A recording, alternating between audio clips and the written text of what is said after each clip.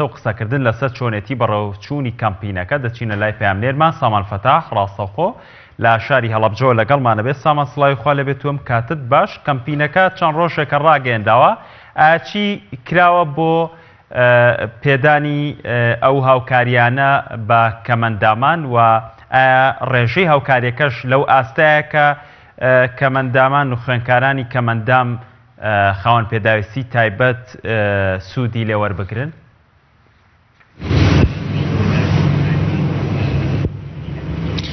بەڵێ مامۆستا سالار سڵاوتان لەبێ سلااو لە بینەران و بیسەرانی کەناڵی ئاسمانی پێیان بێت. قەیرانی دارایی کاریگەری سەرەکی خستوێتە سەر کەمپینەکە لەبەرەوەی ڕێژەیەکی کەم ماوڵاتیان و خێرخوازان بەدەم کەمپینەوەکەەوە هاتوون تا ئێستا، بەڵام کەمپینەکە تاکو ئێستاش بەردەوامەوە ماوەی مانگێک دەخایەنێت و لەلایەن خێرخوازانەوە بەشێک لە وڵاتیانی ئەندرێت بۆ ئەو کەمپین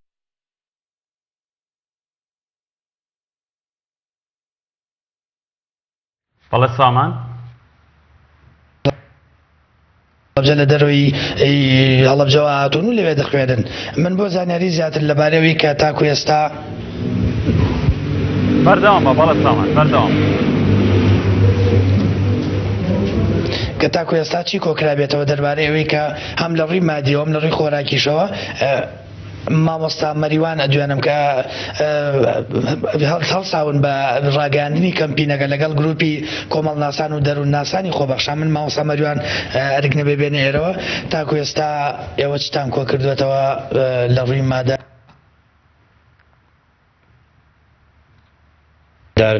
ئەرخای کەمەندامانی هەڵەبجە لەگەڵ گروپی دەروونناسان و کۆمەڵناسانی خۆبەخشی هەڵەبجە لە 15 هەڵمەتێکمان دەست پێ کردو بۆ کۆکردنەوەی کۆمەکی هاوکاری لە جۆری پارە و خواردن بۆ خوێندکارانی زانکۆپەی مانگاکان ئەوانەی کە لە دەروی هەڵەبجە هاتوون بە تایبەتی و خوێندکاری کەم دەرامەت و کەمەندام ئەوانەی کە زیاتر میوان لە هەڵەبجە ئەمانەیە وەکو هاوڵاتیانی هەڵەبجە و کوڕخراوە پێشکەش بکەین بۆی بە شێوازێکی زۆر باش خوێندنەکان تەواو بکەن. بەداخەوە وەکو هاوڵاتیان ئەتوان بڵێم کەمپینەکەمان بە شێوازێکی زۆر سارد دەڕوا بڕێوە، بەڵام بە خۆشحاڵیەوە هەندێک ڕێکخراوی گەورە زۆر هاوکاریان بۆ ناردوین. بۆ نمونە ڕێکخراوی مرۆڤ دەستان لە شاری هەولێرەوە کە هەمیشە هاوکاری ئەمە بووە، بەشی 450 ژوور بۆ ئێمە ناردووە توانین بڵێن بەشێکی زۆر باشە. وەروەها ڕێکخراوی گەشتی پێدانی مەدەنیەت سیدووە بەڵێندا هاوکاریمان بکات و ڕێکخراوی دەستگای خێرخوازی بارزانی بە هەمان شێوە و هاوڵاتیانیش بەڵێنیان پێداوین، بەڵام تاکو ئێستا هاوکاریەکانیان بە شێوازێکی بەرچاو نەگەشتە بەدەستمان. ڕووی مادیەوە مامۆستا مەریوان تا چەند پارەتان کۆ کردوێتەوە تاکو ئێستا؟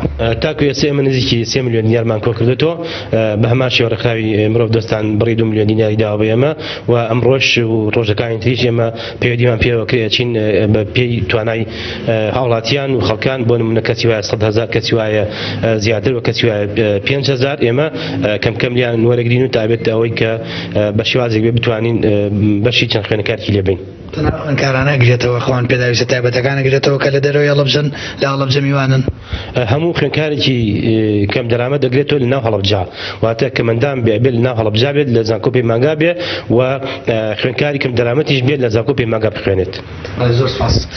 مامۆستا سالارەوەی کە لە پشتی منەوەی بینی تەنها خێرخوازێک نردوێتی کە تەنها 450 حسەیە بۆ 450 ژوور و ڕێکخراوی کەمەندامانی هەڵەبجە لێرەدا داوا لە وڵاتیان و خێرخوازان بە شێوەیەکی گشتی ئەکاتکەوە بەشداری بکەن لە ماڵمەتەدا بۆ ئەوەی کە بتوانن دەستبارێک بۆ خاوەن پێداویستە تایبەتەکان کە لە زانکۆ. بەڵێ زۆر سپاس بۆ تۆ پامنێرمان سامان فەتاح لە هەڵەبجەوە. سپاس.